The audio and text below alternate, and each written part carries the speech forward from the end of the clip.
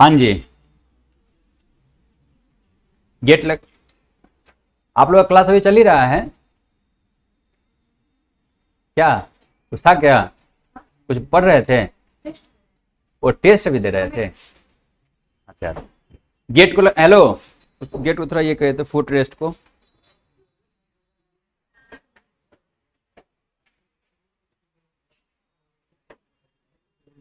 हाँ जी, क्या हाल चाल है? सब स्वस्थ मस्त। और आपका फ्रेंड कहाँ है? सुजय आ ही रहा है।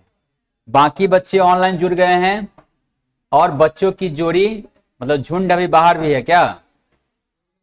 कहाँ है दिव्यवर्धन लोग? क्यों? कुछ काम है? आइए। चलिए सर्वप्रथम एक मिनट, मेरा ये कहाँ गया?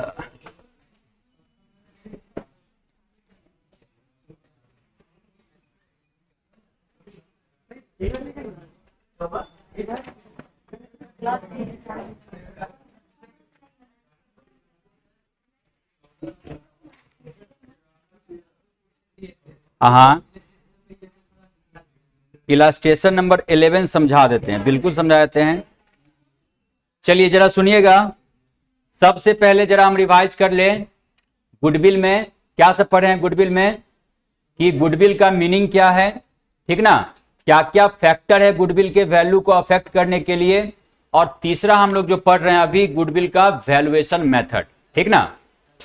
एवरेज। उस वैल्यूएशन मेथड में पहला मेथड हम लोगों ने पढ़ना स्टार्ट कर दिया, इनफैक्ट समाप्त कर लिया। आइए तो सबसे पहले जरा आप मेरे साथ कदम से कदम मिलाकर रिवीजन करेंगे कि गुडविल पहले कहते किसे हैं, what is the meaning of goodwill, ठीक ना? क्या पढ़े थे कि goodwill is a reputation of business in terms of money. नहीं, सबसे पहला बात ये हो गया। दूसरा, क्या क्या फैक्टर है गुडविल के वैल्यू को अफेक्ट करने के लिए।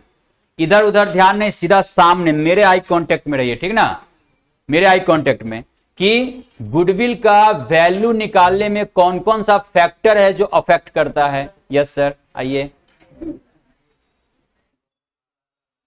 कहां चले गए थे? अच्छा अच्छा, क्या नेपाल का हालात ठीक है? चलिए बहुत अच्छा। काठमांडू, कहां घर है आपका नेपाल में? नारायण घाट कहां पे मतलब? काठमांडू से पहले। चलिए, पहाड़ों की वादियों में नहीं? अरे ये ऐसा क्या? चलिए अब सुनिएगा। तो ऐसे नहीं बोलना, ये सब तो फिर दिक्कत हो जाएगा नहीं, फिर बेचारे को आगे प्रॉब्लम होगा।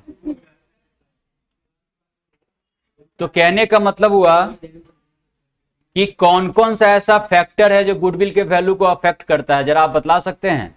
कितना फैक्टर था? 5 फैक्टर था। कौन कौन सा? नेचर ऑफ बिजनेस, यानी आपका बिजनेस का नेचर क्या है। उसके बाद लोकेशन आपके बिजनेस का कैसा है। देन क्या? इफिशियंसी ऑफ मैनेजमेंट, यानी मैनेजमेंट का इफिशियंसी कितना जबरदस्त है। उसके बाद मार्केट का सिचुएशन कैसा है, बहुत अच्छा। फिर स्पेशल एडवांटेज, क्या उस बिजनेस को कुछ स्पेशल एडवांटेज मिला हुआ है, नहीं, ये भी उसके गुडविल को वैल्यू को बढ़ाने में या घटाने में इंपैक्ट डालता है। यानी ये 5 फैक्टर था जो गुडविल के वैल्यू को बढ़ाता या घटाता है। ये हो गया था। अब हम लोग पढ़ना स्टार्ट किए थे कि गुडविल का वैल्यूएशन कैसे होगा। बिकॉज अगर ये हमारा सेल्फ जनरेटेड गुडविल है, जिसे हमने अपने खून पसीने की कमाई से जनरेट किया है, फैक्ट यही है, नहीं, तो आखिर इसका वैल्यू क्या होगा। तो वैल्यू के लिए हम लोग क्या दिया हुआ है, मेथड दिया हुआ है कि गुडविल का वैल्यू कैलकुलेट करने का 3 मेथड हमें यहां पे पढ़ना है। कौन कौन सा मेथड है? सबसे पहले तो average profit method, then super profit method और देन कैपिटलाइजेशन मेथड। ये 3 मेथड है। इसी 3 मेथड में से हम लोगों ने एक मेथड को पढ़ना स्टार्ट किया था या पढ़ा था, और उससे रिलेटेड हम लोगों ने क्वेश्चन भी करा था एवरेज प्रॉफिट मेथड में। एवरेज प्रॉफिट मेथड में हमने क्या देखा था कि सर हम क्या करते हैं, इस मेथड का जो एजम्पशन होता है, आज लिखवाएंगे भी आपको हम फिर से, इस मेथड का जो एजम्पशन होता है वो ये मानता है कि अगर आप बिल्कुल नए हैं आज, ठीक ना, किसी फील्ड में, मान लीजिए आपका चेयर का बिजनेस ओपन करना है आपको, ठीक ना, बिल्कुल आप नए हैं, आपको कोई नहीं जानता है, आपने अपना ब्रांड बनाया, ठीक ना, और उस ब्रांड से चेयर को बेचना स्टार्ट किया। क्या आप पहले ही ईयर में अपने ब्रांड के दम पे पैसा कमाना स्टार्ट कर सकते हैं? ऐसा पॉसिबल है? थोड़ा डिफिकल्ट होगा, नहीं सर। शुरुआती दिनों में क्या होता है, जब आप अपने ब्रांड को आगे बढ़ाना चाहते हैं तो आने वाले 2-3 साल 4 साल में आपको पैसा कमाना थोड़ा मुश्किल होता है, प्रॉफिट अर्न नहीं कर पाते, इसीलिए शुरुआती दिनों में बिजनेस में लॉस होता है, ठीक ना, क्योंकि लोग पहले आपको जानेंगे, पहचानेंगे, आपकी चीजों पे ट्रस्ट करेंगे, तब तो आपसे परचेज करेंगे ना। तो इसलिए क्या होता है, शुरुआती दिनों में प्रॉफिट आदमी नहीं अर्न कर सकता है। लेकिन इसका एक तरीका है, एक दूसरा आदमी बोलता है कि नहीं, हम आज से बिजनेस किए और हमें आज से ही प्रॉफिट चाहिए। क्या ऐसा पॉसिबल है? बोलता है एक अल्टरनेट है पॉसिबल। क्या पॉसिबल है कि वो क्या करेगा, खुद का बिजनेस ना ओपन करके किसी पार्टनरशिप में पार्टनर बन जाएगा, नहीं किसी का फ्रेंचाइजी ले लेगा, बहुत तरीका है। यानी किसी बिजनेस के गुडविल को वो परचेज कर लेगा, जो बिजनेस ऑलरेडी 5 साल 10 साल पुराना है उसी बिजनेस में वो इन कर जाएगा, ठीक ना। तो उस केस में निश्चित तौर पे वो जिस दिन से इन करेगा, चूंकि वो आदमी नया नया इन कर रहा है ना, लेकिन वो बिजनेस तो काफी पुराना है, लोग तो उसको जान रहे हैं, तो क्या होगा, जिस दिन वो इन करेगा उसी दिन से उसे प्रॉफिट आना स्टार्ट हो जाएगा और उसको प्रॉफिट अर्न होने लगेगा। समझ में आया? तो ये जो दूसरा तरीका है, इस तरीके को क्या, अब जरा सोचिए, जो फर्स्ट ऑप्शन था जहां पे आपको प्रॉफिट अर्न करने में 4 साल लगेंगे फॉर एग्जांपल, और जो दूसरा ऑप्शन है वेरी फर्स्ट डे से आप प्रॉफिट अर्न कर रहे हैं, क्या दोनों ऑप्शन सेम तरीके से होना चाहिए?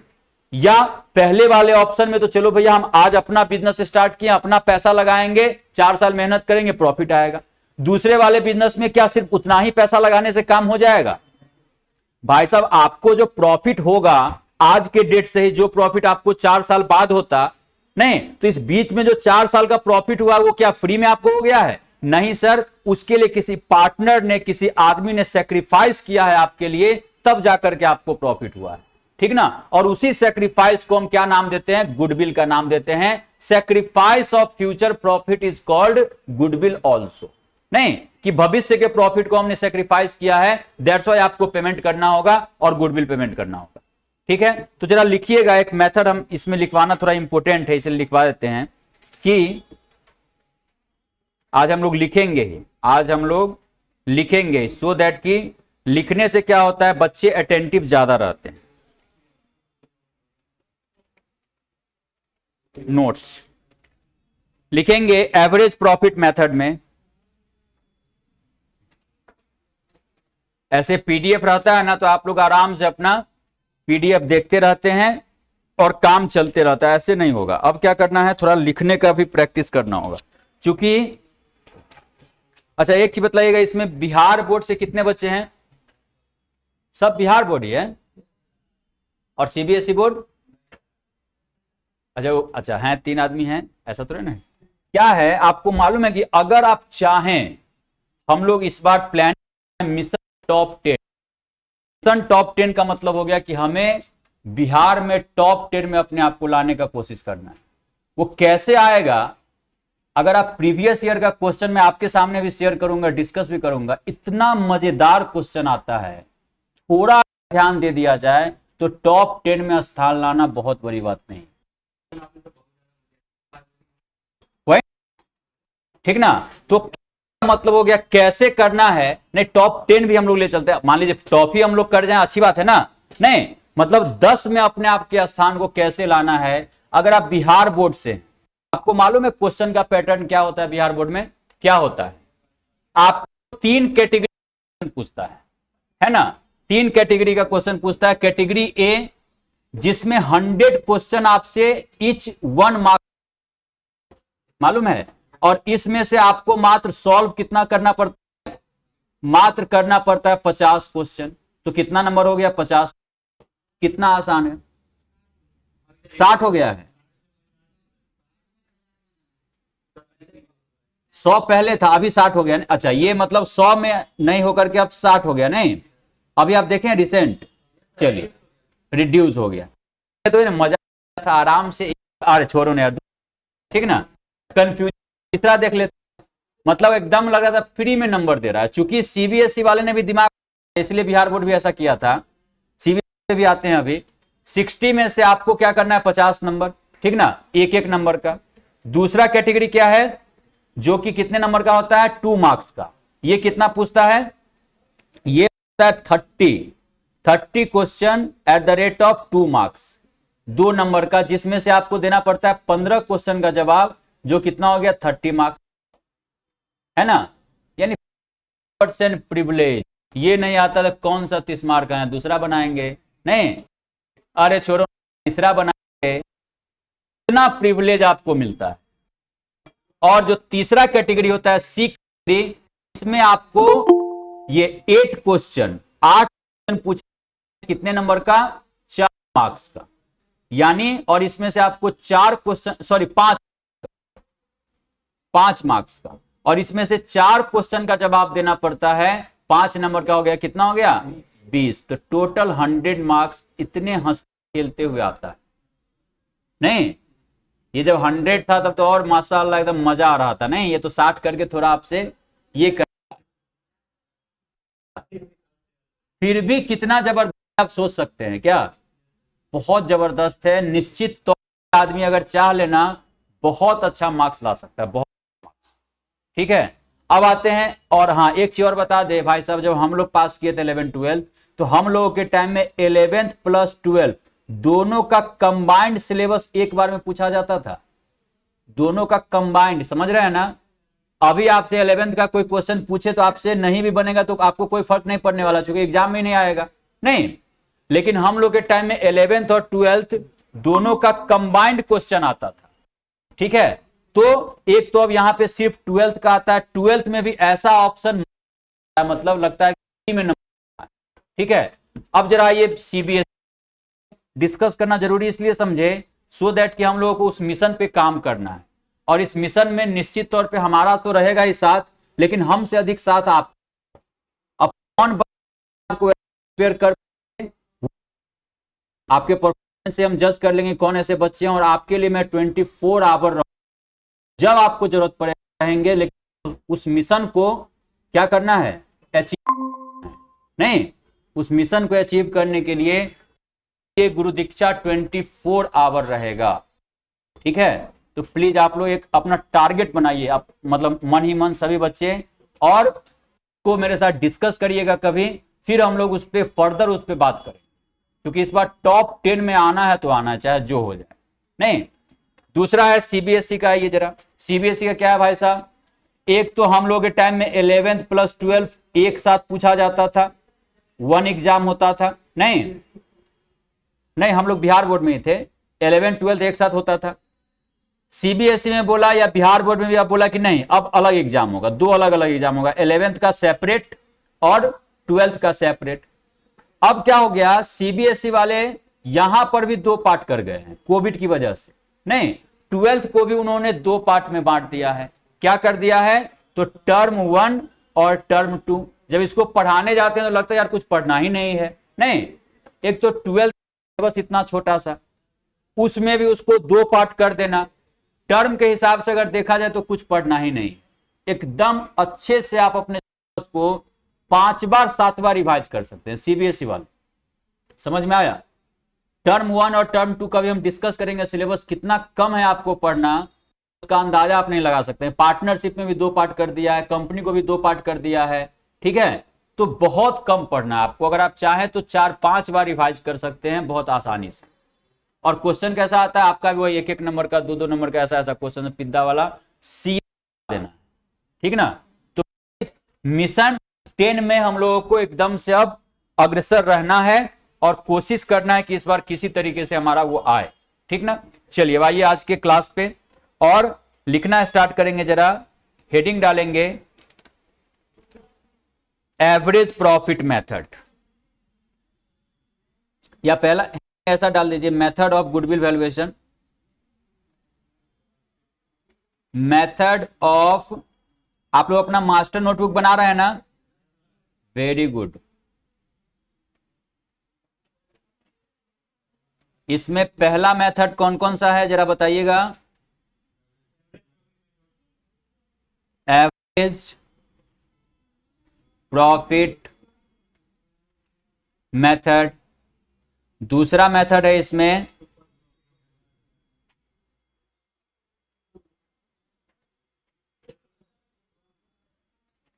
मेथड, और तीसरा मेथड है हमारा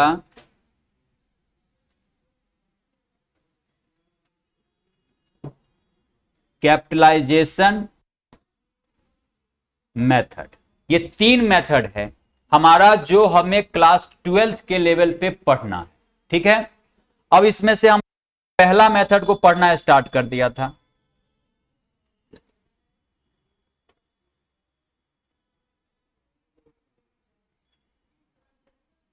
एवरेज प्रॉफिट मेथड को, आपका जो नोट्स है वो आपको मिलेगा, लेकिन अब क्लास में आपको लिख करके ही पढ़ना है। हाँ ठीक ना, लिखिए।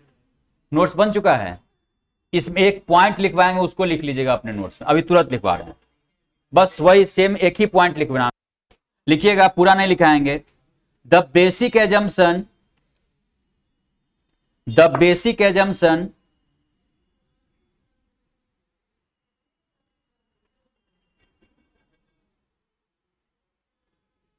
the basic assumption of this method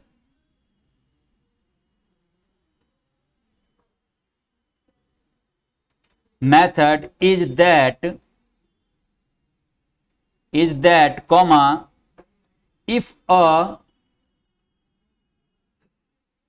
new business is set up, the basic assumption of this method is that if a new business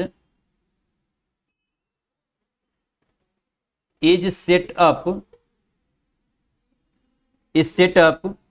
comma, it will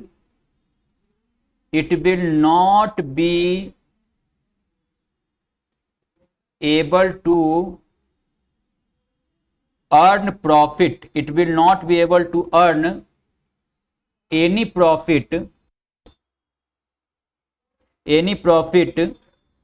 during the first few years.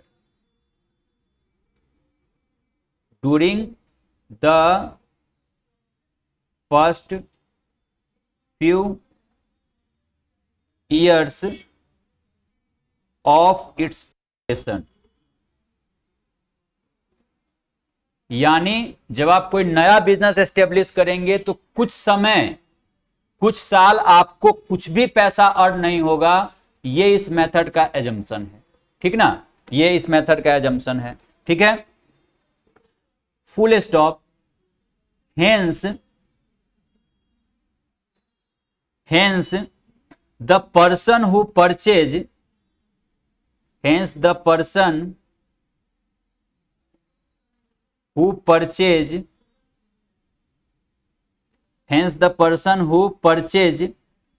an existing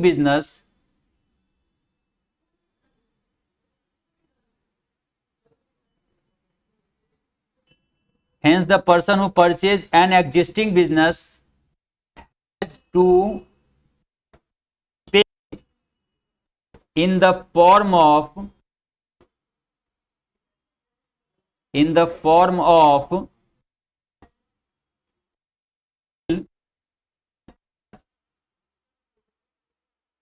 goodwill sum equal to the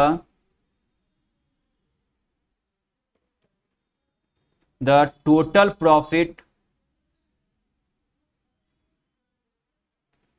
profit he is likely to receive in first few years, bracket में से 3 year और 5 year ETC जो दिया रहेगा। क्या बोला जरा पहले लिख लीजिए इसको, ऑनलाइन वाले बच्चे। कैपिटल तो लाएगा ही, लेकिन क्या होता है, अभी वही एग्जांपल दे रहे थे, आप थोड़ा लेट से आए, कि मान लीजिए एक मिस्टर ए है, नहीं, उसके पास 1 लाख रुपया है, और वो चाहता है कि हम आज से बिजनेस स्टार्ट करें बिल्कुल अपने नाम से, नहीं बिल्कुल अपने नाम से, तो क्या स्टार्ट करेगा? तो शुरुआती के कुछ सालों में, ऐसा जरूरी नहीं है लेकिन ऐसा जनरली देखा है कि शुरुआती के कुछ सालों में उसे कुछ हो सकता है कहीं उसे नुकसान ही ना हो जाए, क्योंकि स्टार्टिंग में क्या होता है कि आदमी को सेल आपका कम होगा लेकिन एक्सपेंसेस आपको अधिक करके दिखाना होगा, सो दैट कि कस्टमर का ट्रस्ट आपके ऊपर बने, व्यवस्था अच्छा रखना पड़ता है, नहीं? तो इसमें क्या होगा कि शुरुआती कुछ दिनों में आपको लॉस होगा, प्रॉफिट का तो कल्पना करिए, नहीं? लेकिन वहीं पे मिस्टर बी है, उसके पास भी 1 लाख रुपया है, वो चाहता है कि नहीं हमें तो वेरी फर्स्ट डे से, आज के दिन से हम बिजनेस करें और आज के दिन से प्रॉफिट हो। तो वो दूसरा अल्टरनेट अपनाया। क्या अल्टरनेट अपनाया? कि वो अपना बिजनेस ना स्टार्ट करके वो क्या किया, किसी का बिजनेस परचेज कर लिया, किसी के बिजनेस में पार्टनर बन गया, ठीक ना? और भी तरीका है, उस तरीके से वो बिजनेस स्टार्ट किया और उसे वेरी फर्स्ट डे से क्या होने लगा, प्रॉफिट होने लगा। अब अगर देखा जाए यहां ए और बी का, तो क्या हुआ, ए को तो एकदम लॉस हो रहा है, अगले 4 साल तक लॉस होने वाला, लेकिन बी को तो आज से ही मजा आना स्टार्ट हो गया। तो क्या ये मजा में मिल जाएगा? नहीं, इसके लिए उसे पैसा चुकाना पड़ेगा, एंड दैट पैसा इज कॉल्ड गुडविल। समझ में आया? वो जो पैसा देना पड़ेगा उसके अपने का जो प्रॉफिट 3 साल में, मान लीजिए सपोज कीजिए कि यहां पे ए को 3 साल तक कोई प्रॉफिट नहीं हुआ, नो प्रॉफिट, लेकिन यहां 3 साल में मान लीजिए 2 लाख रुपए का प्रॉफिट हो गया, तो यही 2 लाख रुपया क्या कहलाएगा, गुडविल कहलाएगा। दैट्स इट, नहीं सिंपल।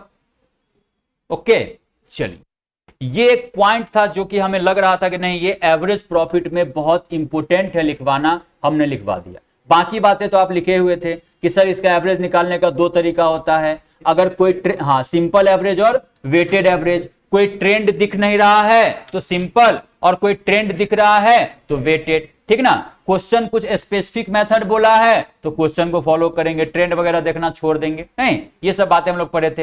एवरेज प्रॉफिट कैसे निकालते हैं ये हमने आपको बताया था कि सारे एबनॉर्मल आइटम को हटा देना है, क्वेश्चन में कुछ स्पेशल रिक्वायरमेंट है जो 11 नंबर आप पूछ रहे हैं, नहीं, उसके हिसाब से एडजस्ट करना है, तब जाकर के एडजस्टेड प्रॉफिट कैलकुलेट होगा, फिर उसका एवरेज निकाल करके एडजस्टेड एवरेज प्रॉफिट कैलकुलेट हो जाए, ठीक है?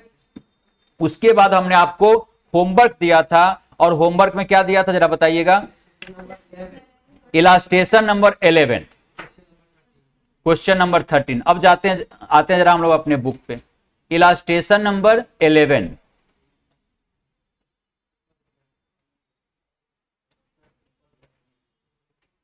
नहीं उसमें है, थोड़ा है, कोई दिक्कत नहीं। अच्छा अच्छा अच्छा अच्छा अच्छा,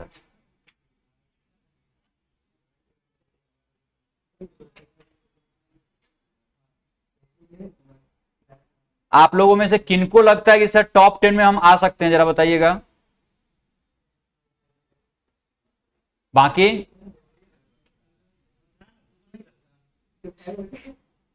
बाकी बच्चे क्या, क्यों दीपक मिश्रा, क्या क्या है इसमें बताइए, क्या दिक्कत है, क्या नहीं समझे, क्या बोले?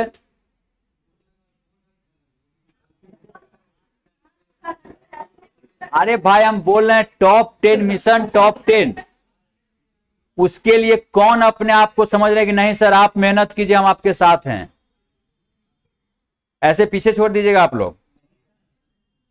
क्या बताइए आप, क्यों नहीं, ऐसा नहीं लग रहा है कि आप कर सकते हैं? आप में क्या कमी आपको दिखाई दे रहा है अपने आप में? पढ़वे नहीं करते, कौन बोला जी, कौन बोल रहा है अभी? पढ़ाई नहीं करते हैं आप? हाँ आपको कर रहे हैं, पढ़ाई करते हैं ना, कर सकते हैं कि नहीं? तब मेहनत करना है ना। इस देखिए कुछ इसमें ऐसा तो नहीं कि हाँ इसमें लाखों का इन्वेस्टमेंट है, वो वाला टेक्निक हमको नहीं आता, हम प्रणाम करते हैं, नहीं ऐसा नहीं कि आपको बोले कि लाखों का इन्वेस्टमेंट है मैनेज करना पड़ेगा, भाई साहब उसके लिए प्रणाम करते हैं, ठीक है? पीट भी देंगे अगर हमको मालूम चलेगा कि आप चोरी करने की बात कर रहे हैं, तो उल्टा हम ही कंप्लेन कर देंगे आपके खिलाफ। नहीं, ईमानदारी से नंबर लाना, ठीक ना? ईमानदारी, सबसे पहला तो ईमानदार बनिए अपनी जिंदगी में, ठीक ना? ऑनेस्ट। और उसके बाद अच्छा काम करना। क्योंकि चोरी से किया हुआ अच्छा काम जो है ना, आप जिस चीज को आप डिजर्व नहीं करोगे ना, और वो चीज अगर आपको मिल गई, आपको लगेगा ही, खुद ही लगेगा यार नहीं, हमसे ये मेरे लिए नहीं था। नहीं, तो प्लीज ऐसा नहीं करना है। आप लोग प्लीज अपने आप को इंप्रूव करिए। निश्चित एक दिन सारा हाथ उठ, सर हम भी टॉप 10 के लिए एलिजिबल हैं, एलिजिबल तो हैं ही, हम भी टॉप 10 डिजर्व करते हैं, निश्चित तौर पे हम भी सर आएंगे उसमें। एक दिन सारा हाथ ये उठना चाहिए, ठीक ना। आप लोग मेहनत करना स्टार्ट करिए, ठीक है। चलिए लास्ट नंबर 11 में आइए, क्या समस्या है? ये बता दीजिए कैलेंडर ईयर की फाइनेंशियल कहाँ? हाँ, पहले तो हम क्वेश्चन तो एक बार देख लें।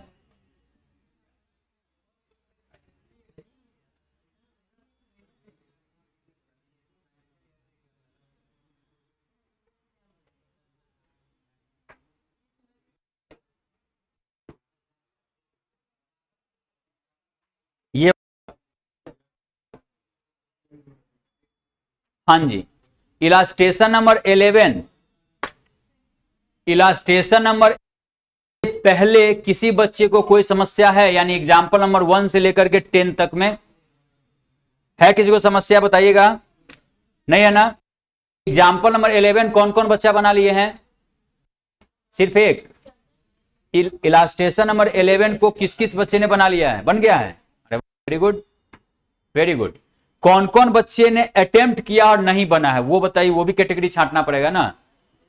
और कौन कौन बच्चे बिंदास, बिंदास कोई थे कि नहीं? यानी क्वेश्चन को देखा तक नहीं है, क्वेश्चन को देखें, बनाने का कोशिश किया लेकिन नहीं बनाया, नहीं। चलिए कोई दिक्कत नहीं। क्या है जरा इसको देखते हैं।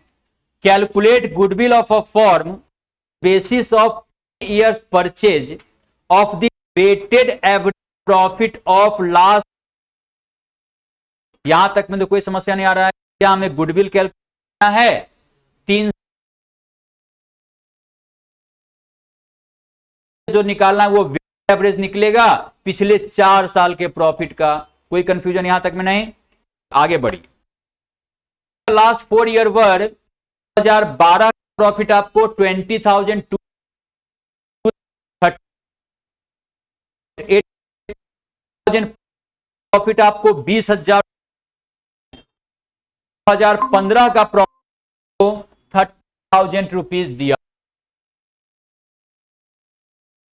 नहीं, ये तो क्वेश्चन है यहां तक कोई जरूरत नहीं है साइन होता। सच पूछिए तो सच नहीं, चूंकि हम ये जानते हैं कि सर वेट असाइन से ही होता। बोल रहा आगे पढ़िए। You are supply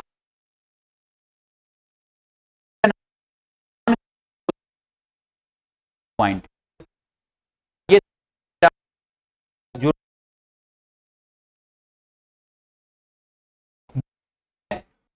first September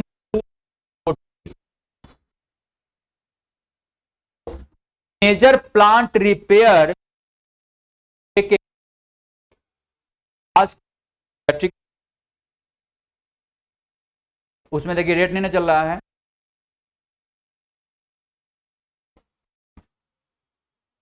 hello, आवाज जा रही है? तो है ना? हाँ, तो आवाज आ रहा है, दिख रहा है। आवाज मिल रहा है आपको?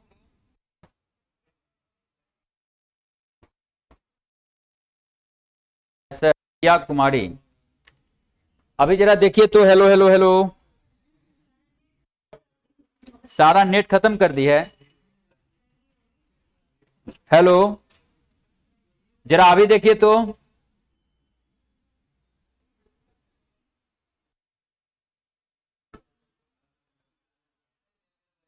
अब आ रहा है सर? सर अभी ठीक है, चलिए वेरी गुड। हाँ, परेशानी होगा तो आप मैसेज कर सकते हैं, हम आपको देख रहे हैं, ठीक ना। मैं आपको देख रहा हूं, परेशानी होने पे आप मैसेज कर देंगे। चलिए, हाँ जी। तो कहां पे थे कि ये 3 पॉइंट जो है ना हमें थोड़ा परेशान किया है, जरा देखते हैं। पहला था कि 1 सितंबर 2014 को a major plant repair was undertaken for ₹6,000 which were charged to revenue.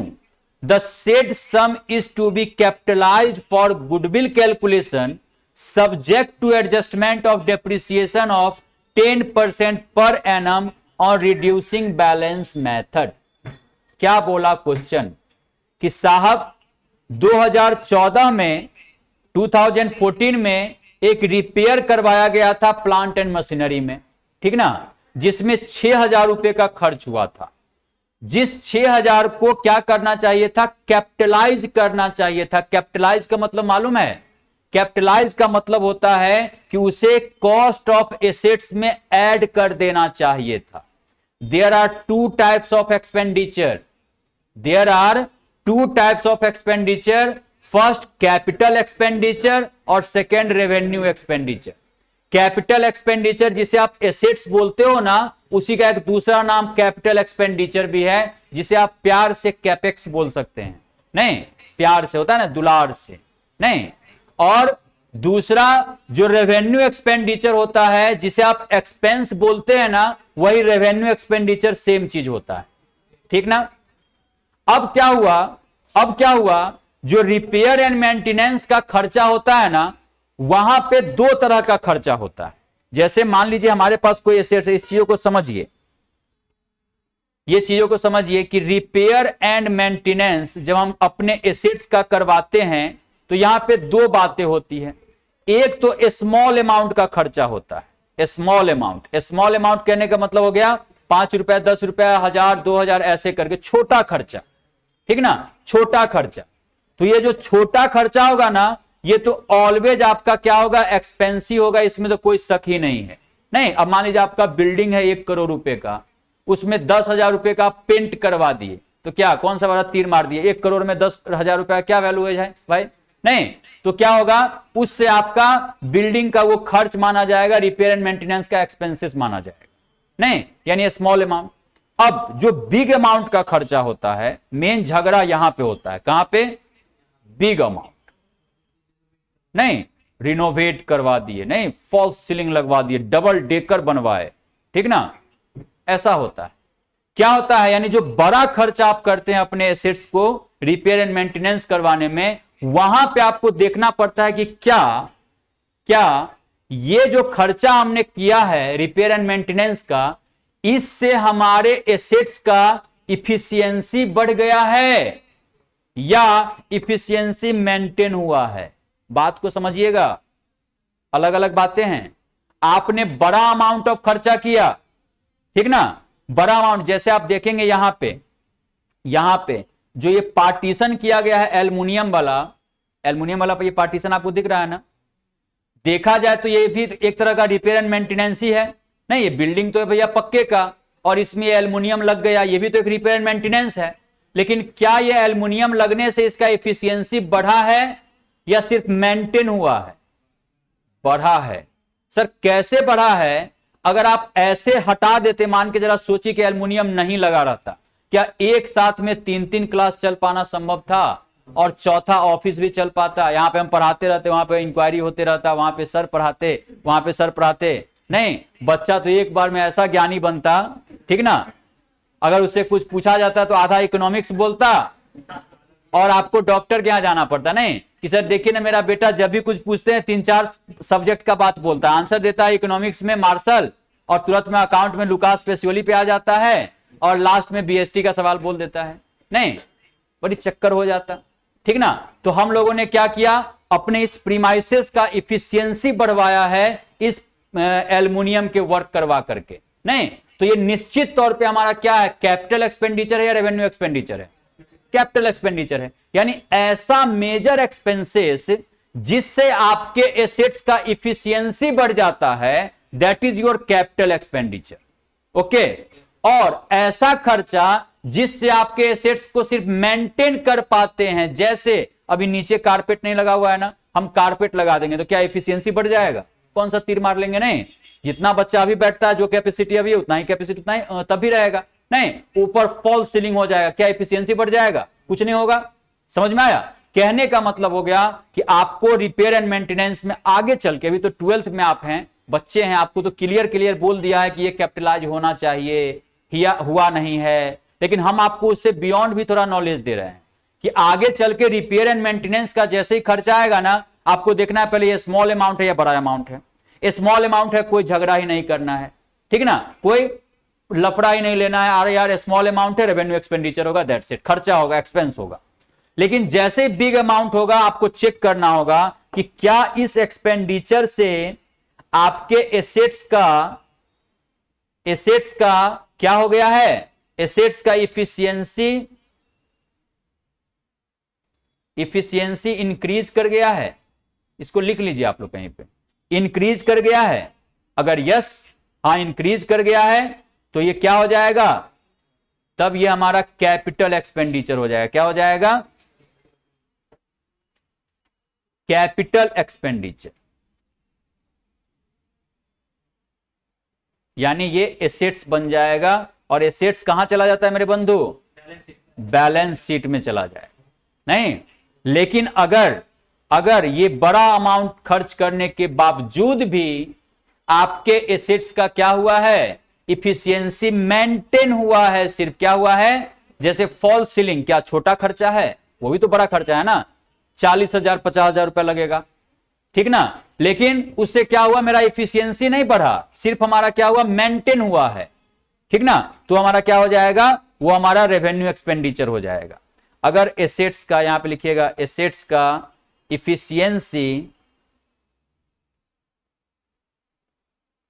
Efficiency maintain हो जाएगा,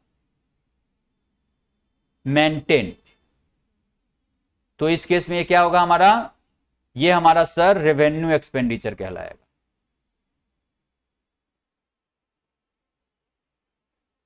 यानी ये, इसको हम क्या बोलते हैं, एक्सपेंस बोलते हैं। क्या बोलते हैं, एक्सपेंस। और एक्सपेंस कहां चला जाता है मेरे बंधु, प्रॉफिट एंड लॉस अकाउंट। बहुत अच्छे बच्चे हैं आप, नहीं, this is the whole concept about capital and revenue expenditure. इस पे मालूम है आपको, सीए में एक चैप्टर पढ़ना है, कैपिटल एंड रेवेन्यू एक्सपेंडिचर, और इस चैप्टर से हर बार इंस्टीट्यूट 2-4 नंबर का क्वेश्चन भी पूछती। 11th में था ना कैपिटल एंड रेवेन्यू एक्सपेंडिचर, हाँ जी, ठीक है, समझ में आया। अब आइए, अब बोल क्या रहा है क्वेश्चन में, बोल रहा है कि 2014 में, हेलो, इंटरनेट का भी समस्या है कुछ, ऑनलाइन वाले बच्चे आज थोड़ा इंटरनेट का भी समस्या मुझे लग रहा है, ठीक ना। चलिए, 2014 में 2014 में प्लांट में क्या करवाया गया था, कि मेजर रिपेयर कराया गया था। आपको मतलब ये कर रहा है, हिंट्स दे रहा है कि बिग अमाउंट था। क्या बोल रहा है, मेजर, मेजर मतलब बिग अमाउंट होगा, 6,000 रुपया मायने रखता होगा, ठीक ना। तो मेजर एक्सपेंसेस कराया गया था जो कि 6,000 रुपए का था।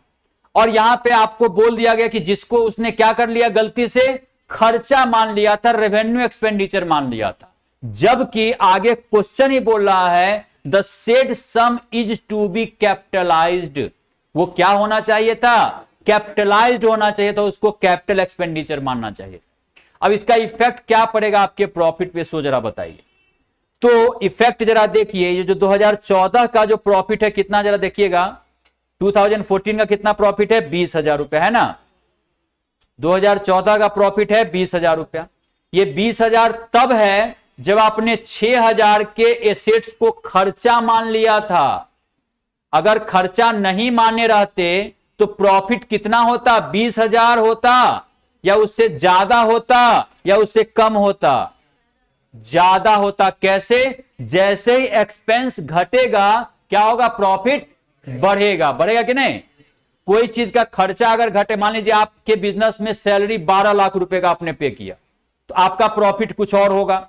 और अगर सैलरी 12 लाख की जगह पे आपने 5 लाख का पे किया, तो प्रॉफिट निश्चित तौर पे बढ़ जाएगा ना, 7 लाख रुपए से, बढ़ेगा कि नहीं। यानी खर्चा जितना कम होगा प्रॉफिट उतना ज्यादा होगा, चूंकि आपको मालूम है कि income minus expense equal to profit, है ना, income minus expense equal to profit.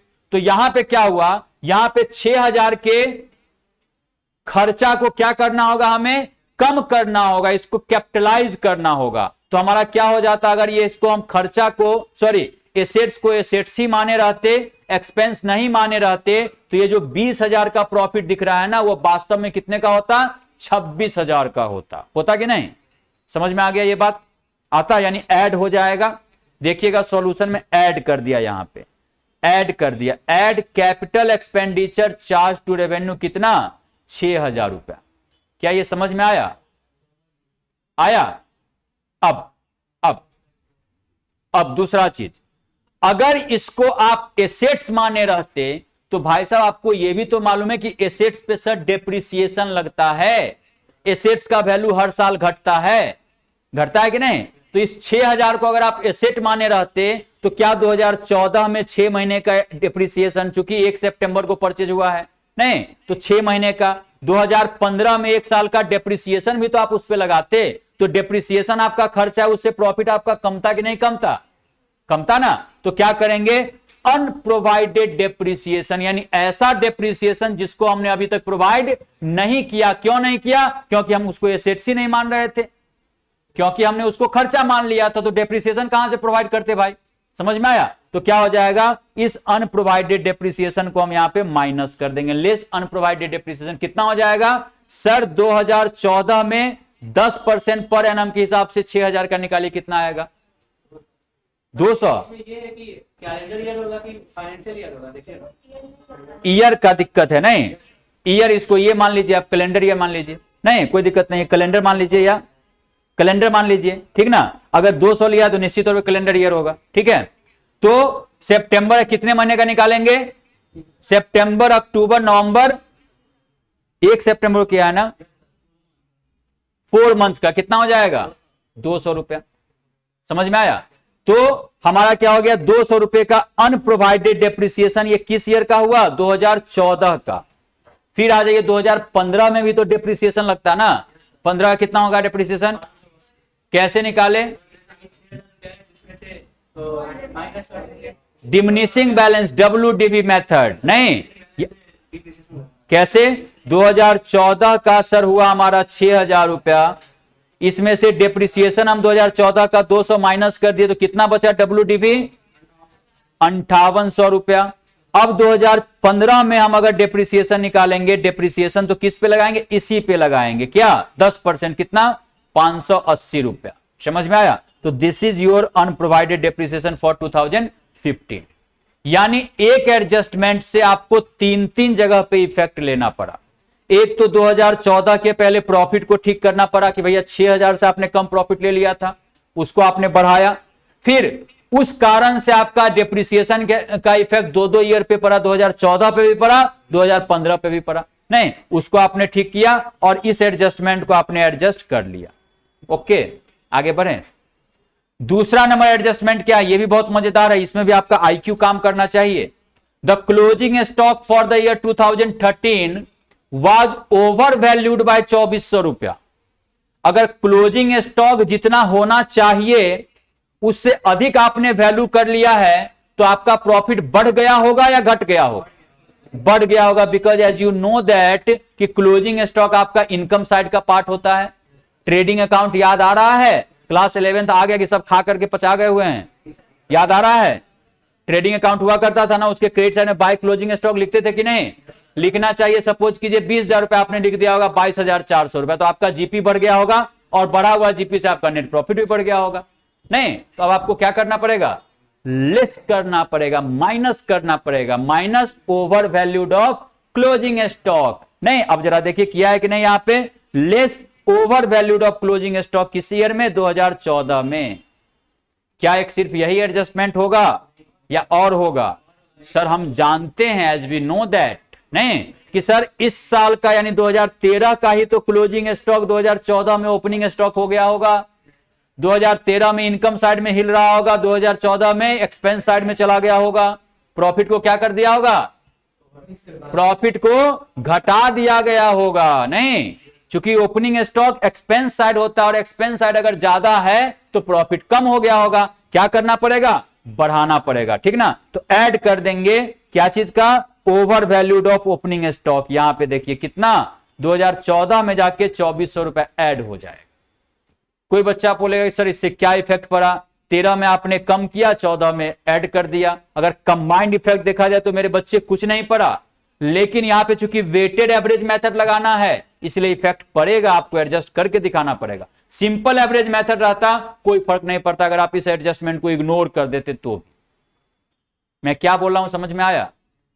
Simple average method रहता ना तो आप अगर इस दोनों एडजस्टमेंट को, दो जगह पे आपने इसको एडजस्ट किया ना, एक साल में क्या किए माइनस किए, दूसरे साल में ऐड किए, तो देखा जाए नेट इफेक्ट क्या पड़ा, जीरो पड़ा ना। सिंपल एवरेज रहता तो कोई फर्क नहीं पड़ता, क्योंकि सिंपल एवरेज में आप क्या करते हैं, हर साल के प्रॉफिट को जोड़ करके डिवाइड कर देते हैं उतने नंबर ऑफ ईयर से, नहीं। लेकिन यहां पे तो वेट लगाना है, वेट लगाना, हर साल के प्रॉफिट पे अलग अलग वेट लगाना है, ठीक ना। तो इस कारण से यहां पे इफेक्ट पड़ेगा। लेकिन आप अपने माइंड में सेट करके रखिए, सिंपल हो या वेटेड, हमें तो एडजस्ट करके एग्जामिनर को दिखाना है कि भाई साहब हमें ये एडजस्टमेंट करने आता है। समझ में आया। यानी ऐसा मिस्टेक कोई बच्चे नहीं करेगा। यहां पे मिस्टेक हो सकता है, इस क्वेश्चन को पहले जरा आप वीवीआई मार्क कर लीजिए। यहां पे मिस्टेक हो सकता है कि आप क्लोजिंग स्टॉक को तो एडजस्ट कर देंगे, लेकिन कहीं आपसे सिली मिस्टेक हो जाए, ओपनिंग स्टॉक नहीं एडजस्ट किए, क्वेश्चन गलत बन जाएगा। नहीं, क्या हो जाएगा, एडजस्ट कर लेंगे, आगे बढ़े। हाँ सर आगे बढ़िए। ये adjustment number 3, to cover management cost of an annual charge of ₹4800 should be made for the purpose of goodwill valuation. हमने लिखवाया था एडजस्टेड प्रॉफिट में, any other adjustment as per requirement of the question. नहीं, ये question का requirement है, बाकी कोई ऐसा एडजस्टमेंट का बात नहीं। ये क्वेश्चन बोल रहा है कि भैया मैनेजमेंट कॉस्ट को कवर करने के लिए तुम अपने प्रॉफिट को क्या कर दो, एडजस्ट कर दो, यानी कम कर दो। Should be made for the purpose of goodwill valuation, यानी आप क्या करेंगे, जो प्रॉफिट दिया हुआ है उसमें से मैनेजमेंट कॉस्ट हर साल 4800 रुपया माइनस कर देंगे, दैट्स इट। ये क्या है, स्पेशल क्वेश्चन का रिक्वायरमेंट है, इसमें कोई एडजस्टमेंट की आवश्यकता नहीं थी। ये बिकॉज ऑफ क्वेश्चन ऐसा एडजस्ट आपको करना पड़ा है, जो बात हमने आपको लिखवाया भी था। समझ में आया। अब इस तरीके से हम क्या निकाल लिए, एडजस्टेड प्रॉफिट निकाल लिए, इसी को बोलते हैं क्या, एडजस्टेड प्रॉफिट। फिर हम क्या करेंगे, इस पे वेट असाइन कर देंगे, चाहे तो हम यहीं पे वेट असाइन कर सकते थे 1 2 3 4, और यहीं पे हम इसका कैलकुलेशन ले आते और सभी का ऐड करके क्या निकाल लेते, वेटेड प्रॉफिट, और उसको वेट से हम क्या कर देते, डिवाइड करेंगे तो वेटेड एवरेज कैलकुलेट हो जाए। क्या अभी भी इस क्वेश्चन में कंफ्यूजन है, आगे बढ़ें, चलिए बहुत अच्छा। अब इसके बाद जरा लिखेंगे second method of goodwill valuation. Second method of goodwill valuation में लिखेंगे super profit.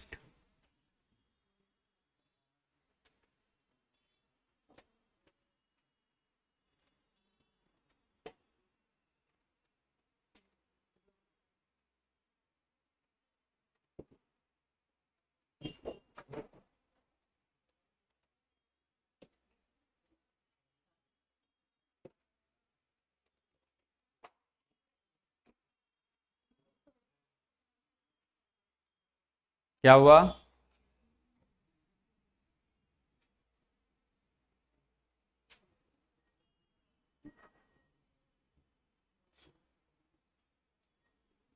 Super profit method लिखेंगे, दूसरा नंबर पॉइंट।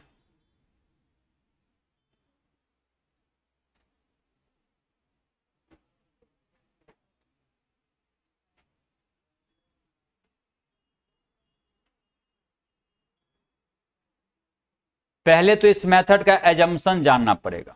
क्या एजम्पशन, कि भाई साहब ये एवरेज प्रॉफिट मेथड का क्या एजम्पशन था, कि अगर तुम आज बिजनेस स्टार्ट करोगे ना बाबू, नहीं तो शुरुआती 3 साल में कुछ नहीं कमाने वाले हो, ऐसा बोलेगा सीधा उसको, ठीक ना।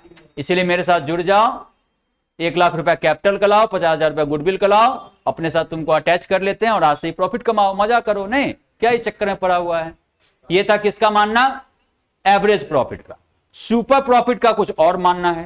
नहीं, जो पार्टनर आ रहा है बोला काहे को, जैसे अभी आपको बोलेंगे कि भाई साहब आपको ये चार्टर्ड अकाउंटेंट का कोर्स करना चाहिए आफ्टर 12th, आपको कॉस्ट अकाउंटेंट करना चाहिए, आपको कंपनी सेक्रेटरी करना चाहिए। आप बोलेंगे काहे को, क्यों आप पढ़ाते हैं सर, इसलिए आपको पैसा चाहिए, इसलिए आपको पैसा कितना खाना है। नहीं, ऐसा नहीं, पैसा खाना नहीं, बाद में आप ही खाएंगे उस पैसे को, ठीक ना। हम इसलिए बोलते हैं कि अब आप कंपेयर करिए। डू यू नो कि जो चार्टर्ड अकाउंटेंट या कॉस्ट अकाउंटेंट या कंपनी सेक्रेटरी का तो अलग रहता है थोड़ा, जो सीए और सीएमए का जो सिलेबस है ना, वो सिलेबस लगभग लगभग आपके पूरे ग्रेजुएशन का सिलेबस होता है। 3 पार्ट में ग्रेजुएशन होता है ना, part 1, part 2, part 3।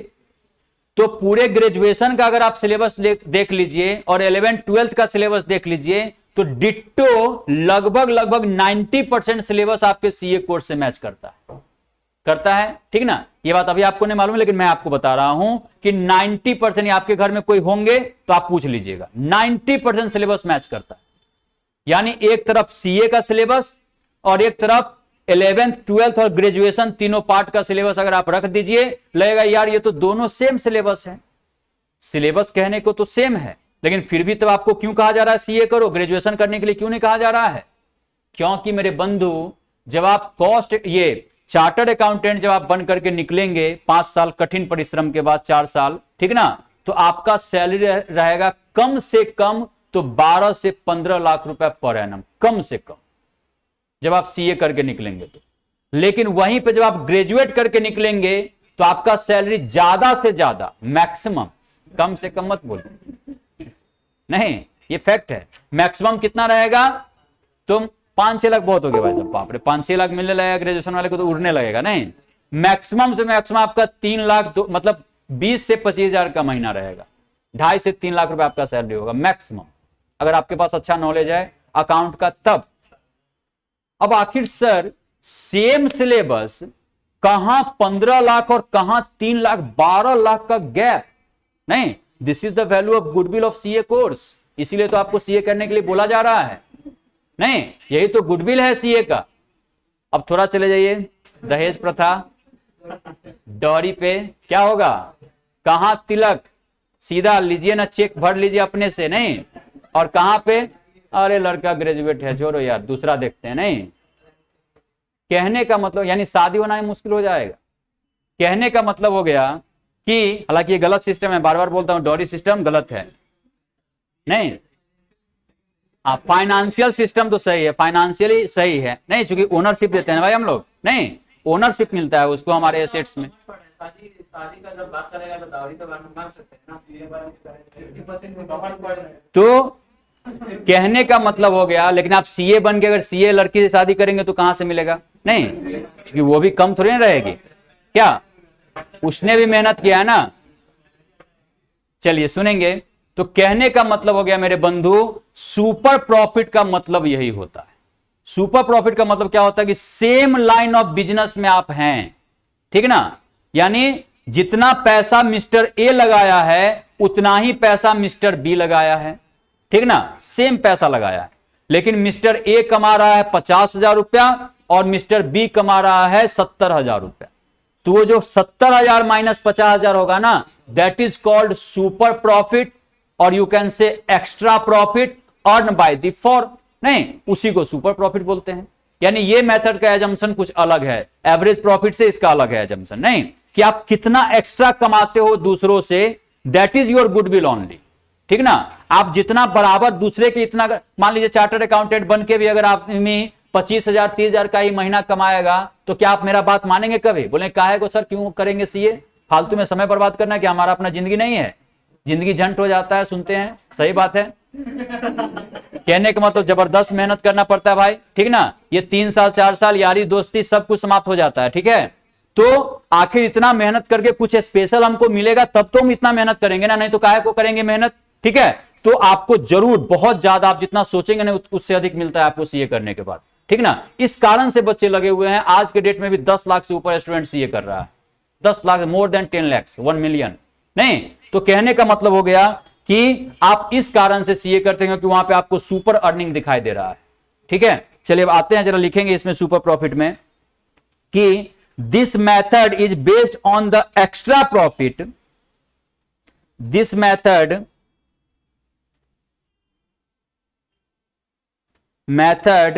is based on the extra profit earned by the firm,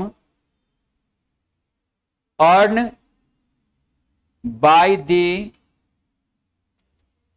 firm. This method is based on the extra profit earned by the firm from other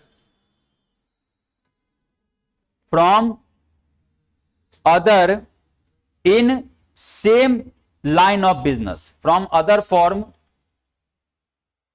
which is in same line of business.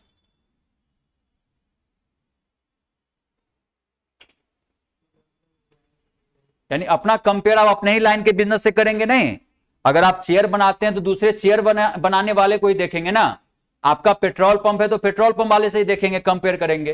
तो same line of business से आप जितना extra profit कमाते हो ना, हम इस method का एजम्पशन उसी पे बेस्ड है। कितना आप एक्स्ट्रा कमाते हो दैट इज योर गुडविल। ठीक है, अब आगे बढ़िएगा, इसमें लिखिएगा, यहां पे लिख भी सकते हैं आप, लाइक क्या,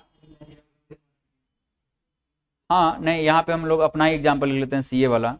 सीए एंड बीबीए कर सकते हैं या बीकॉम ही लिखिए ना, कोई दिक्कत। बीबीए वाला और लोग का बीकॉम बैठे हुए हैं ना, आप भी सीए कर लीजिए। क्या बीबीए क्या है? Bachelor in business application. क्या होता है फुल फॉर्म? अच्छा, तो बीबीए क्या है? देखिए क्या होता है, आपको बताते हैं। ऐसे चार्टर्ड अकाउंटेंट भी आपको मिल जाएंगे, नहीं जो बोलता है ना झक मार जिंदगी, वो मिलेगा। क्योंकि क्या है, आप बीबीए करें, एमबीए करें, सीए करें, सीएमए करें, कुछ भी करें, ये सारा प्रोफेशनल कोर्स है। These all are professional course. और कोई भी आदमी इस कोर्स में, इस तरह के कोर्स में क्यों आता है? क्योंकि उसे कुछ एक्स्ट्रा पैसा कमाना है। अगर आपका लिमिटेड लाइफ हो, आपका वांट काफी लिमिटेड हो, तो आप क्या करेंगे? आप निश्चित तौर पे गवर्नमेंट जॉब की तरफ आपका प्रेफरेंस अधिक रहेगा। सरकारी नौकरी चाहिए नहीं। सरकारी नौकरी में क्या है कि एकदम एक बार इस चेयर को किसी तरह से ले लेना है, चाहे जितना मेहनत करना पड़े करके एक बार ले लेना है। उसके बाद भर दिन सोते रहे, ऐसे ऐसे करके काम करे कि नहीं करे। गए आप काम करवाने एसबीआई में, कभी गए कि नहीं? पासबुक प्रिंट करवाने जाओ, ये मिश्रा जी को बोलो वो कर देंगे। चला मिश्रा जी के पास जाइए तो जाओ मेहता जी को बोलो, गजब मन करता है सीधा खींच करके तुमको सारा चीज बता दे, नहीं। लेकिन क्या होता है, तो ये चीज है सरकारी नौकरी, लेकिन उसका जिंदगी भी उसी तरह चला जाता है। बेचारा बूढ़ा हो जाता है और एक अपना गाड़ी भी अगर खरीद ले तो बहुत बड़ी बात है। गवर्नमेंट जॉब जो ईमानदारी से कमा रहा है, नहीं ऑनेस्टी से। अगर आप घूस कमाते हैं तब तो कोई बड़ी बात नहीं है, आप कमा सकते हैं, बहुत पैसा कमा सकते हैं। चूंकि गवर्नमेंट का सारा खजाना आपके कंट्रोल में होता है, नहीं तो घूस तो आप कमा ही सकते हैं। लेकिन ईमानदारी की जब बात की जाए तो गवर्नमेंट जॉब में जो है ना, फैक्ट ये बाबू की सर्वाइवल मुश्किल है अभी भी, और आने वाले टाइम में तो और ज्यादा। नहीं, कितना सैलरी है? 1,70,000 80,000 रुपया तो हाई लेवल पे सैलरी है। बैंक वगैरह में कितना सैलरी है? 40,000 50,000 तो बैंक मैनेजर का सैलरी रहता है, 60,000 रुपया। नहीं, बैंक पीओ जो आप लोग बड़ा सुनते हैं, कितना सैलरी होता है बैंक पीओ का? 28,000 से स्टार्टिंग होता है उसका।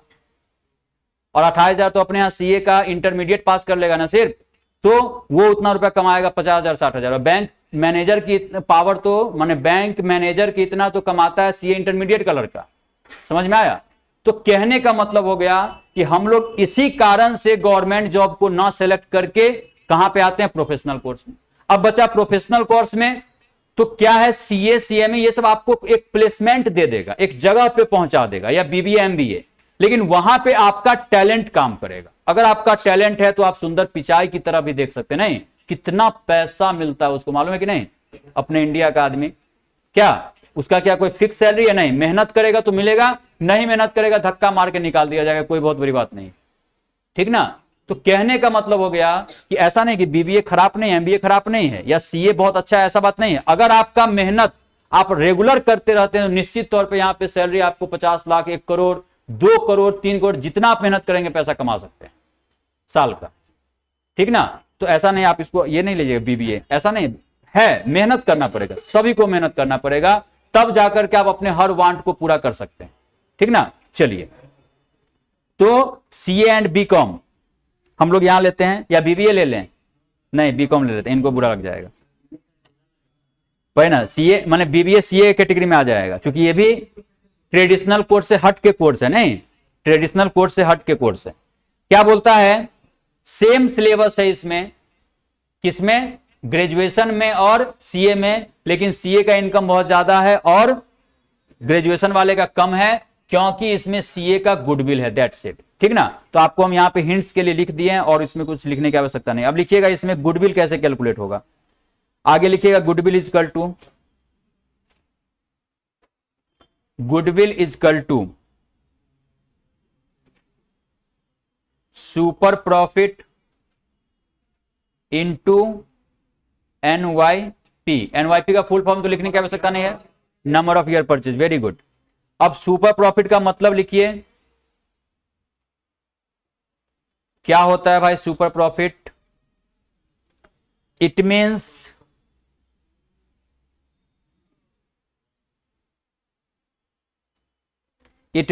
Access of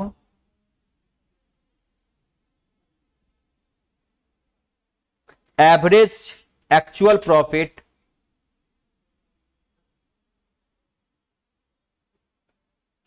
it means excess of average actual profit over the normal profit, that is super profit is equal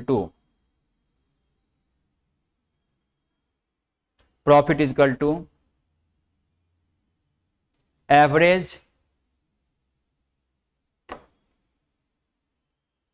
actual profit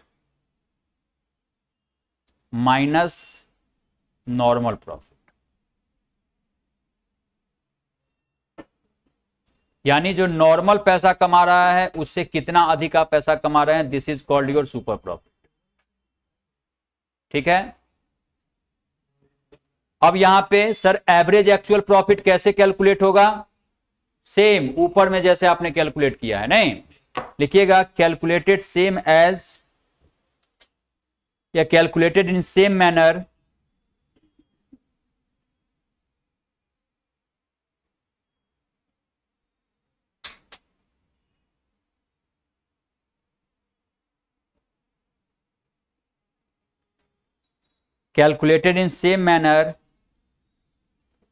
as in case of average profit method।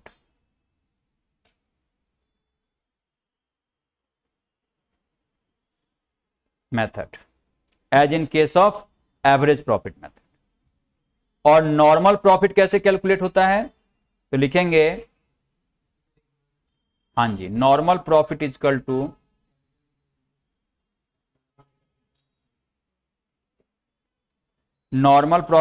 To capital employed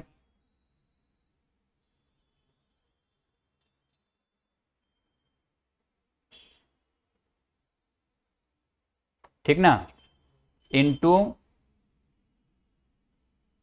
normal rate of return, that is CE into NRR. Shortcut में आप बोल सकते हैं। अब do you know the meaning of capital employed? क्या होता है? हाँ, क्या होता है जरा आप नीचे लिखिएगा, नोट यहां तक लिख लिए हैं सभी लोग? पहले जरा देखिए, यहां तक लिख लिए हैं? चलिए नोट लिखेंगे, capital employed means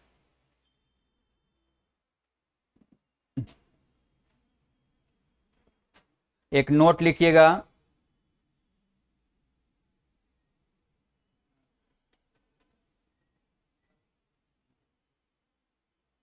capital employed means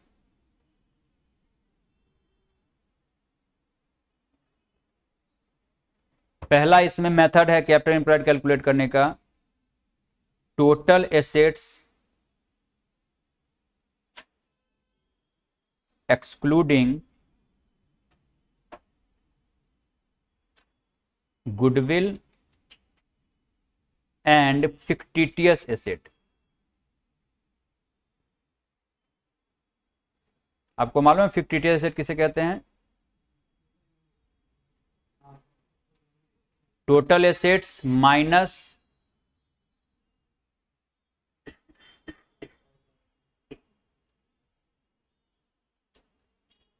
outside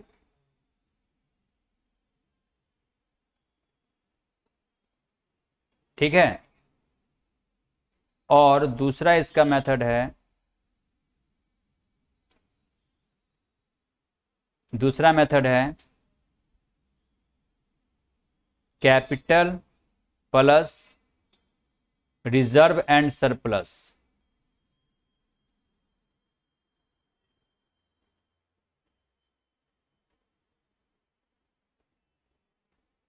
minus goodwill and fictitious assets.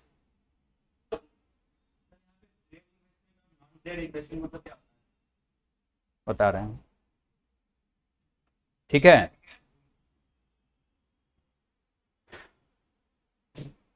अब देखिए फिक्टिटियस एसेट, सबसे पहले फिक्टिटियस एसेट किसे कहते हैं मालूम है आपको? डेफर्ड रेवेन्यू एक्सपेंडिचर, यानी ऐसा एसेट्स, इसका अगर सिंपल मीनिंग जानना हो तो हाथी का आप दांत देखें, दो तरह का दांत होता है, एक खाने वाला और एक दिखाने वाला, नहीं बड़ा सा दांत एकदम से, ठीक ना। तो ये जो फिक्टिटियस एसेट्स है ना, ये सिर्फ दिखावे का एसेट्स है। क्योंकि एसेट्स का जो बेसिक कैरेक्टरिस्टिक्स है वो क्या है कि anything which can be convertible into cash is called asset. नहीं तो कुछ आपको ऐसे भी एसेट्स बैलेंस शीट में कभी कभी दिख सकते हैं जो कहने को तो बैलेंस शीट में है, अब क्यों है उसके पीछे कारण है, ठीक ना, लेकिन आप उसको कैश में कन्वर्ट कभी कर ही नहीं सकते, उसको आप कैश में कन्वर्ट कभी कर ही नहीं सकते। सर ऐसा कौन सा एसेट्स होगा, और आखिर ऐसी क्या जरूरत पड़ गई कि अगर वो एसेट्स नहीं तो उसको बैलेंस शीट में ले जाया गया, ठीक ना। तो जरूरत है, आप ही बोलेंगे कि हाँ सर इसको तो वहां रखना पड़ेगा। जैसे हाँ जी, हैवी प्रोडक्ट लॉन्चिंग एडवर्टीजमेंट। नहीं, क्या हुआ कि आप कोई एक बड़ा कंपनी ओपन किए, ठीक ना, और मान लीजिए आपके पास पैसा है और आपने, या बड़ी जो कंपनी होती है उसने, वो क्या करते हैं कि एक नया प्रोडक्ट वो मार्केट में लाए, और नए प्रोडक्ट पे उसने क्या किया, उसको लॉन्च करने में 500 करोड़ रुपया खर्चा कर दिया एडवर्टीजमेंट पे।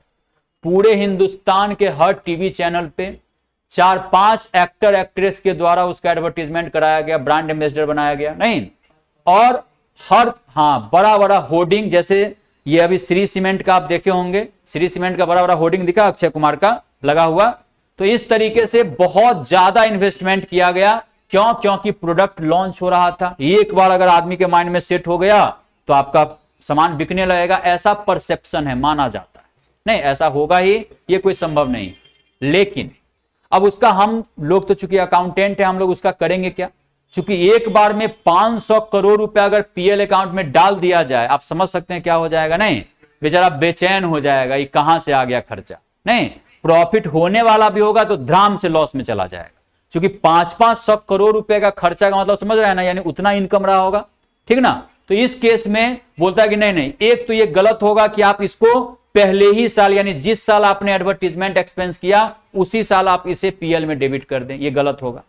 दूसरा एक और एंगल है, एक और पॉइंट ऑफ व्यू है या दृष्टिकोण है। क्या दृष्टिकोण है कि हाँ जी, कि भाई साहब आपने 500 करोड़ रुपीज का जो इन्वेस्टमेंट किया है, मतलब खर्चा किया है, एडवर्टीजमेंट करवाया है, क्या इस एडवर्टीजमेंट का बेनिफिट सिर्फ करंट ईयर पे ही मिलेगा? एक बार अक्षय कुमार आकर के बोला तो क्या जनता 5 साल भी याद नहीं करके रखेगा कि नहीं? एक बार में आपने पूरे टीवी चैनल पे चलवाया है तो क्या इसका इफेक्ट 5 ईयर तक नहीं दिखेगा? क्या इसका इफेक्ट 4 साल तक नहीं दिखेगा? तो मानना है कि निश्चित तौर पे दिखेगा। यानी एक बार आप अगर प्रोडक्ट का लॉन्च करवाते हैं और हेवी इन्वेस्टमेंट करते हैं तो कम से कम 5 साल तक उसका बेनिफिट आपको मिलते रहता है, ठीक ना। तो एक ये भी कॉन्सेप्ट है, चूंकि आपको शायद मालूम हो कि आप जो फाइनल अकाउंट बनाते हैं ना, वो मैचिंग प्रिंसिपल पे बनता है। मैचिंग प्रिंसिपल कहने का मतलब हो गया revenue should matched with expenses. यानी अगर आप कोई इनकम ले रहे हैं ना, अगर आप अपने फाइनल अकाउंट बनाने के टाइम में कोई इनकम ले रहे हैं तो उस इनकम को जनरेट करने में जो जो खर्च हुआ है उस खर्च को लेना होगा। या वाइस वर्सा देख लीजिए कि अगर आप कोई अपने फाइनल अकाउंट में एक्सपेंस ले रहे हैं तो उस एक्सपेंस होने से क्या क्या इनकम हुआ है उसको भी आपको लेना पड़ेगा। समझ में आया? यही मैचिंग कॉन्सेप्ट बोलता है। अब क्या हुआ कि एडवर्टीजमेंट में आपने 500 करोड़ का खर्चा ले लिया, लेकिन क्या रेवेन्यू सिर्फ उसी ईयर में आएगा कि अगले 5 साल आएगा? आएगा ना। तो भाई साहब जब रेवेन्यू 5 साल आएगा तो खर्चा काहे को 1 साल में लोगे? खर्चा भी 5 साल में लोगे ना क्या? तो आपको क्या करना पड़ेगा, उस खर्च को भी 500 करोड़ को 5 पार्ट में डिवाइड कर देना होगा। यानी 100 करोड़ 100 करोड़ 100 करोड़ 100 करोड़ 100 करोड़, ठीक ना। 500 करोड़ कर दिए।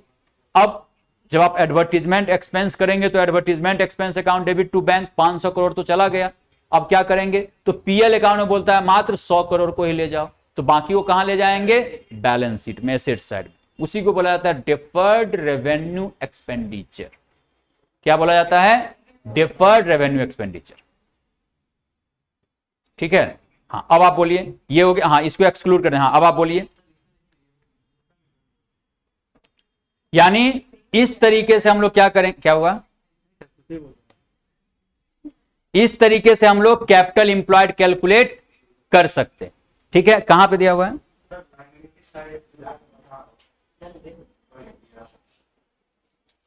कहां पे सर? यहाँ पे liability side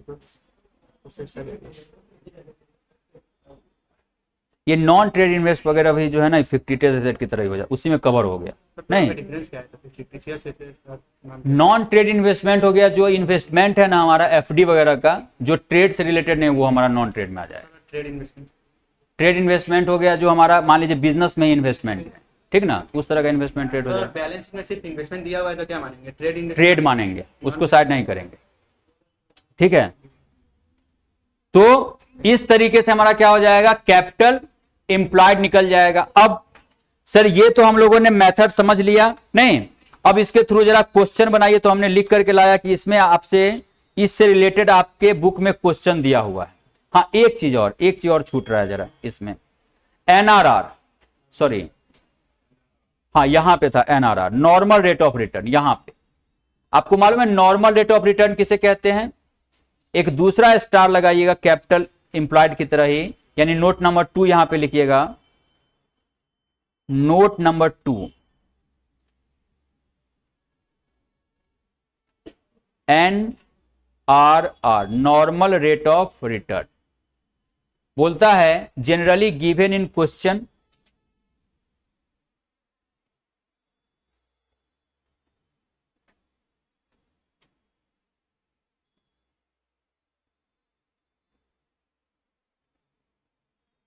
generally given in question, if not given,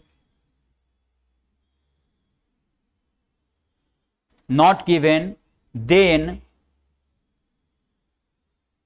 NRR is equal to return on investment, यानी ROI लिख, रुके इसका फुल फॉर्म लिख देते हैं,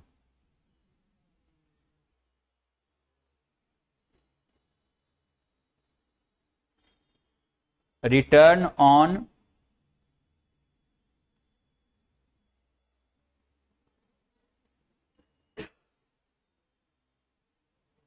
यानी ROI ब्रैकेट में लिख लीजिएगा, plus risk on, plus rate of risk on capital employed, rate of risk on capital employed.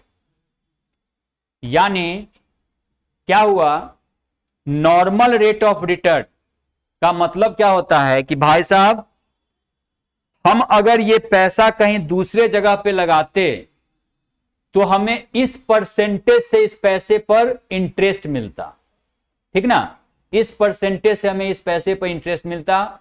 Generally ये एनआरआर आपके क्वेश्चन में दिया रहता है, खासकर 12th लेवल पे तो दिया ही रहेगा। लेकिन अगर कहीं ऐसा हो जाए, हालांकि शायद एक क्वेश्चन में ऐसा है, ठीक ना, कि आपको डायरेक्ट एनआरआर नहीं दिया हुआ है, क्या दिया हुआ है, तो आपको 2 इंफॉर्मेशन दिए हुआ है। एक दिया हुआ है कि रिटर्न ऑन इन्वेस्टमेंट ROI 8% है या 10% है या कुछ भी परसेंटेज है 12%। और rate of risk on capital employed, दो बातें होती है कि आप अगर अपने पैसा का एफडी करते हैं उस केस में आपको कितना मिलता है, 8% का इंटरेस्ट मिलता है। मान लीजिए एफडी पे 8% फॉर एग्जांपल मान के चलते हैं, अभी तो बहुत हालत खराब है, नहीं, हाँ मार्केट का सिचुएशन अभी बहुत डाउन जा रहा है, बहुत 6% पे भी एफडी नहीं हो रहा है, नहीं। तो कहने का मतलब हो गया कि अगर आप अपना एफडी कर देते हैं तो आपको कितना मिला, 8%। लेकिन आपको कम से कम ये तो एश्योर रहता है ना भाई साहब कि हमने जो एफडी किया तो मेरा पैसा तो सिक्योर है, भले ही 8% मिल रहा है लेकिन पैसा सिक्योर है। तो क्या जो रिटर्न ऑन एफडी है क्या वही हमारा एनआरआर हो सकता है? बोलता है नहीं, एनआरआर उसमें कुछ और ऐड होगा। क्या ऐड होगा? तो rate of risk on capital employed. उस पैसे को आप फिक्स डिपॉजिट ना करके अगर बिजनेस में लगाते तो वो ज्यादा रिस्क की चीज है, क्योंकि बिजनेस में क्या होता है, चाइना का सामान है, नहीं चले तो चांद तक नहीं तो शाम तक, ठीक है। बिजनेस में क्या होता है, या तो हिट करता है आदमी, नहीं तो फिर डूबता भी वैसे ही है। यानी एक बिजनेस करने का एक अलग रिस्क होता है, जिस रिस्क का क्या नाम है, rate of capital employed, risk of rate of capital employed. नहीं तो जब आप इस दोनों को ऐड कर देते हैं, यानी नॉर्मल इंटरेस्ट को, जो एफडी पे जो इंटरेस्ट मिलता है जिसको रिटर्न ऑन इन्वेस्टमेंट बोलते हैं, और दूसरा rate of risk on capital employed, इस दोनों को ऐड करने पे आपका एनआरआर बनता है। समझ में आया? तो जनरली आपके क्वेश्चन में एनआरआर तो दिया ही रहेगा, इनकेस अगर नहीं दिया रहेगा तो ये दो इंफॉर्मेशन आपको जरूर दिया रहेगा, 110%, ये और ये। तो आपको क्या करना पड़ेगा, ये 8% है और अगर ये 3% होगा तो दोनों को ऐड करके एनआरआर कितना बोलेंगे कि सर एनआरआर है 11%। नहीं समझ में आया? ये हमारा था इस मतलब मेथड का, किसका, सुपर प्रॉफिट मेथड का। ये अब आते हैं इससे हम जरा इससे रिलेटेड क्वेश्चन हमारे बुक में हाँ दिया हुआ है, जरूर दिया हुआ है। एग्जाम्पल नंबर आप लोग लिख लेंगे 12 एंड 13, जरा देखते हैं बुक में। एग्जाम्पल नंबर 12 एंड 13 पे आइए।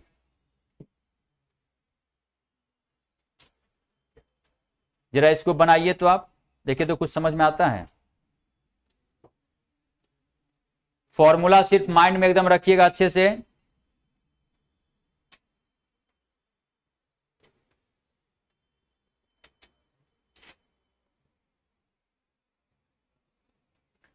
The book of a business showed that the firm's capital employed on December 31st 2015, यानी कैपिटल एम्प्लॉयड आपको दिए हुआ है, कितना है, 5 लाख रुपया, ठीक है। And the profit for the last 5 year, पिछले 5 साल का प्रॉफिट कितना दिए हुआ है, तो 40, 50, 55, 70 एंड 85 हजार रुपया, ठीक है। You are required to find out the value of goodwill based on 3-year purchase। एक इंफॉर्मेशन यहां का है, एनवाईपी कितना है, 3 साल, of the super profit of the business given that the normal rate of return is 10%। तो सबसे क्या पहले क्या करना होगा, गुडविल को कैलकुलेट करने से पहले तो हमें क्या कैलकुलेट करना होगा, सुपर प्रॉफिट, नहीं हाँ एवरेज प्रॉफिट, ठीक है। जरा निकालिए जल्दी से, सुपर प्रॉफिट कितना होगा,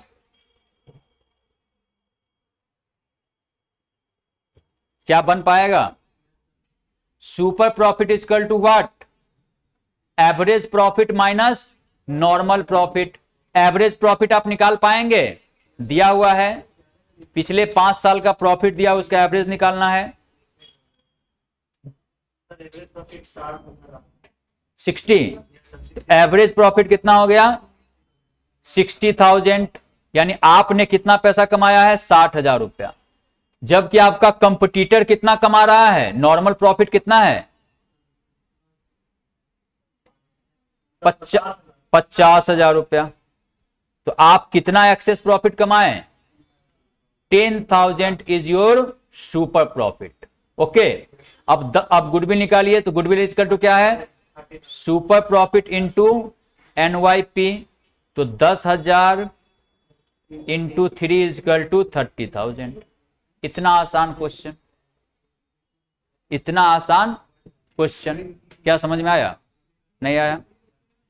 चलिए क्या होगा, गुडविल इजकल टू व्हाट, पहले तो फॉर्मूला को माइंड में सेट कर लेना होगा, नहीं फॉर्मूला को क्या कर लेना होगा, अपने दिमाग में बैठा लेना होगा कि सुपर प्रॉफिट में गुडविल बराबर क्या होता है, ठीक ना। तो जरा बताइए, goodwill equal to super profit into, याद करना होगा ना, इसको तो क्या करना होगा, मेमोराइज करना पड़ेगा, नहीं गुडविल इजकल टू क्या होगा, जल्दी बताइए, एनवाईपी। अब सुपर प्रॉफिट कैसे निकलेगा, तो मैंने उसका मीनिंग आपको बताया और फॉर्मूला बताया कि सुपर प्रॉफिट मतलब क्या, एक्सेस प्रॉफिट। एक्सेस प्रॉफिट कहने का मतलब हो गया कि भैया आप कितना कमाते हो और आपका कंपटीटर यानी आपका पड़ोसी कितना कमाता है, नहीं तो आप अगर कमाते हैं 60,000 रुपया और आपका पड़ोसी कमाता है 50,000 रुपया, तो क्या हो गया, एक्चुअल प्रॉफिट या average profit minus normal profit equal to क्या, सुपर प्रॉफिट। वो कैलकुलेट किए और जैसे एक बार सुपर प्रॉफिट निकल गया, एनवाईपी से मल्टीप्लाई करेंगे, हमारा गुडविल निकल जाएगा। समझ में आया। जरा जल्दी से क्वेश्चन और है, क्वेश्चन नंबर 13, इसको बनाइए।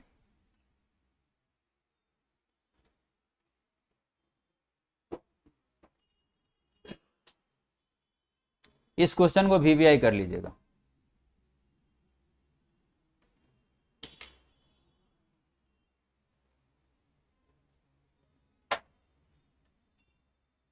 इस क्वेश्चन को वीवीआई कर लेना है, क्वेश्चन नंबर 13 को। The capital of the firm of Annu and Binu A and B is rupees 1 lakh, दोनों मिलाकर एक कैपिटल कितना दिया हुआ है, 1 लाख रुपया। And the market rate of interest is 15%। Market rate of interest कितना है, 15% है। Annual salary to partner is 6,000 each, यानी एक पार्टनर को 6,000, दूसरे को 6,000, यानी 12,000 सैलरी मिलता है। The profit for the last 3 year were 30,000, 36,000 and 42,000। ये यूनिक क्वेश्चन है, ठीक है ना, इसलिए हमने वीवीआई करवाया। ठीक है। Goodwill is to be valued at 2 year purchase of the last 3 year, average super profit, calculate the value of goodwill of the firm. कैसे निकलेगा,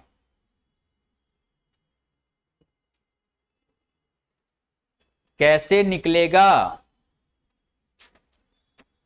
पहले तो हमें क्या निकालना पड़ेगा, सुपर प्रॉफिट।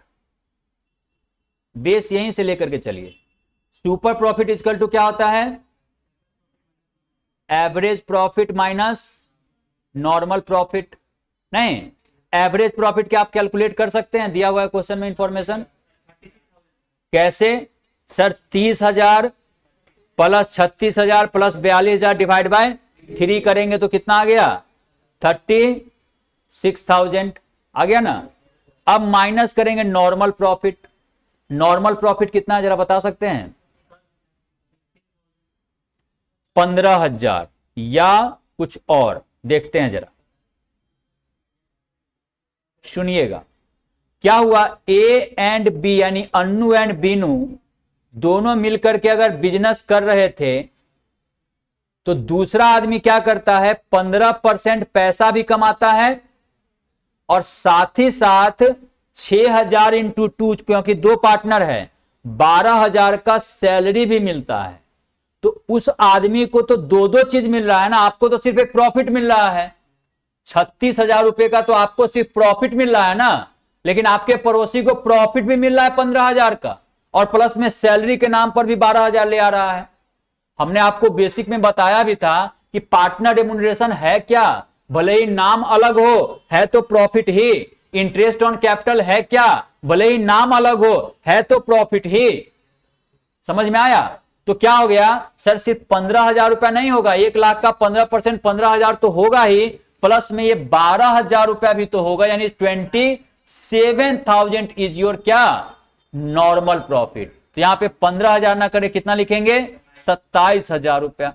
अब निकालिए सुपर प्रॉफिट कितना आया, 9,000, नहीं, और इसमें एनवाईपी कितना दिया हुआ है, 3 इक्वल टू कितना हो गया, 27,000 रुपया। आंसर क्या समझ में आया। यानी आपको थोड़ा अलर्ट रहना होगा। इस ये हालांकि यूनिक टाइप का क्वेश्चन है, इसलिए मैंने इसको वीवीआई कराया है। बाकी जगह पे ये सैलरी वगैरह का जिक्र नहीं करेगा, ठीक ना। कहाँ 2 ईयर परचेज? अच्छा 2 ही होगा ना, तो 18,000 हो जाएगा, क्या दिक्कत है।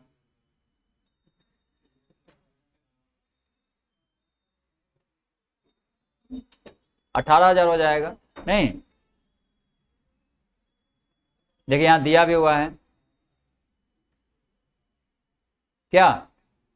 अब आइए इसमें, हाँ और प्रैक्टिकल क्वेश्चन भी है। अब कैपिटलाइजेशन मेथड कल पढ़ाएंगे आप लोगों को, ठीक है, कोई दिक्कत नहीं है।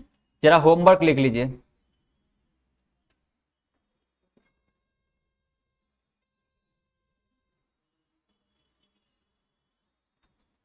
होमवर्क लिखिएगा। क्वेश्चन नंबर 13 हो गया है। 14, क्वेश्चन नंबर 14 लिखिएगा। Question number 15,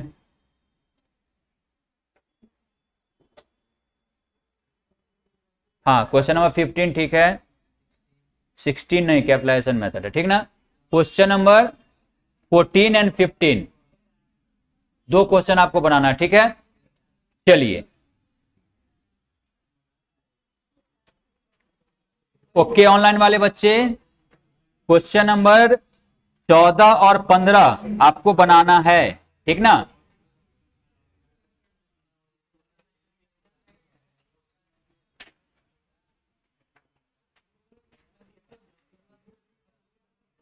thank you.